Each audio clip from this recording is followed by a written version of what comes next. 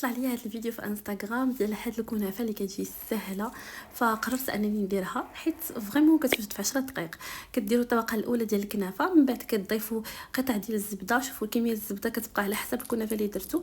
من بعد ضفت قطع ديال الشوكولا، وانا زدت ليها لاباط بيستاش من الداخل. ومن بعد عاود غادي تغطيو بطبقه اخرى ديال الكنافه، تغطيوها مزيان، حاولوا انكم تغطيو ديك الشكلاط مزيان. ومن بعد درت عاوتاني قطع ديال الزبده، غادي تغلفوها بورق غذائي وغادي ديروها في الاله ديال البانيني، غادي تخليوها حتى كطيب. شوفوا انا راه ما تسنيتش هاد النتيجه، ولكن المذاق ديالها جا زوين بزاف وايضا سريعه، يعني كتوجد في الحين. زدت فوق منها لاباطا بيستاش وغادي نخليكم مع الصوص القرميشه.